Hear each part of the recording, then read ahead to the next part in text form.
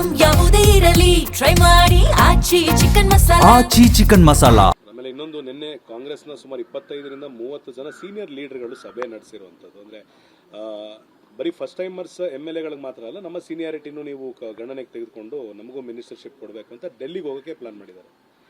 ಅಲ್ಲ, ನ್ಯಾಚುರಲಿ ಮೊನ್ನೆ ಕೂಡ ನಾನು ರಿಯಾಕ್ಟ್ ಮಾಡಿದ್ದೇನೆ ಈ ವಿಚಾರದಲ್ಲಿ. ಆಕಾಂಕ್ಷಿಗಳು ಭಾಳ ಜನ ಇದ್ದಾರೆ. ಪ್ರತಿಯೊಬ್ಬರಿಗೂ ರಾಜಕಾರಣಕ್ಕೆ ಬಂದಂಥ ಸಂದರ್ಭದಲ್ಲಿ ನಾನು MLA ಆಗಬೇಕು, MLA ಆದಮೇಲೆ ಮಂತ್ರಿ ಆಗಬೇಕು, ಮಂತ್ರಿ ಆದಮೇಲೆ ಇನ್ನೊಂದು ಆಗಬೇಕು, ಈ ಥರದ್ದು ಅವರ ಆಸೆಗಳಿದ್ದೇ ಇರುತ್ತೆ. ಇಲ್ಲಾಂದರೆ ರಾಜಕಾರಣಕ್ಕೆ ಯಾಕೆ ಬರ್ತಾರೆ? ಈಗ ಯಾವುದೇ ಒಂದು ಹುದ್ದೆಗೆ ಸೇರಿದ್ರೆ ಅವ್ರಿಗೆ ಎಲಿವೇಶನ್ ಆಗೋದಿಲ್ವಾ, ಪ್ರಮೋಷನ್ಸ್ ಆಗುತ್ತೆ.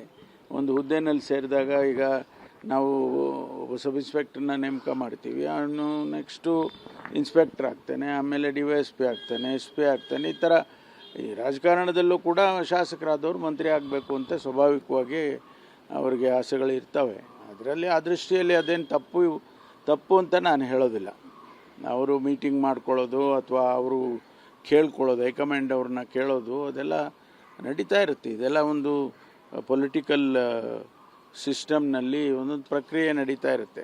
ಸರ್, ಒರಿಸ್ಸಾದಿಂದ ಸುಮಾರು 12ರಿಂದ 15 ಜನ MLAಗಳನ್ನ ಈಗ ಬೆಂಗಳೂರಿಗೆ ಶಿಫ್ಟ್ ಮಾಡಿದ್ದಾರೆ. ರಾಜ್ಯಸಭೆ ಹಿನ್ನೆಲೆ ಕ್ರಾಸ್ ವೋಟಿಂಗ್ ಆಗಬಾರ್ದು ಅನ್ನೋ ಲೆಕ್ಕಾಚಾರಕ್ಕೆ ವಂಡರ್ಲಾದ ಒಂದು ರೆಸಾರ್ಟ್ನಲ್ಲಿ DK ಶಿವಕುಮಾರ್ ಅವರಿಗೆ ಜವಾಬ್ದಾರಿ ಕೊಟ್ಟಿದ್ರು, ಇರಿಸಿದ್ದಾರೆ ಅಂತ ಒಂದು ಮಾಹಿತಿ ಇದೆ. ಆಮೇಲೆ ಒಂದಿಷ್ಟು ವಿಜುವಲ್ ಕೂಡ ಏರ್ಪೋರ್ಟಿಂದ MLAಗಳು ಹೊರಗಡೆ ಬರ್ತಿರೋದಿದೆ ಸರ್.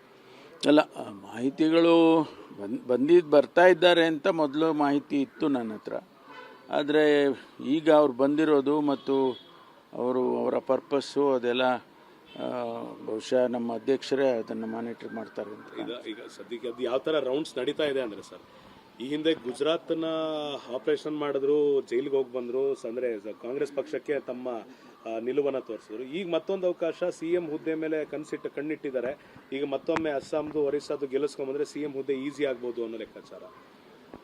ಅದೆಲ್ಲ ಹೈಕಮಾಂಡ್ನವರು ಏನು ಇನ್ಸ್ಟ್ರಕ್ಷನ್ಸ್ಗಳು ಕೊಟ್ಟಿರ್ತಾರೆ, ಯಾರ್ಯಾರಿಗೆ ಏನೇನು ಇನ್ಸ್ಟ್ರಕ್ಷನ್ಸ್ ಕೊಡ್ತಾರೆ, ಅದರ ಮೇಲೆ ಆ್ಯಕ್ಷನ್ಸ್ಗಳಾಗ್ತಾ ಇರ್ತವೆ.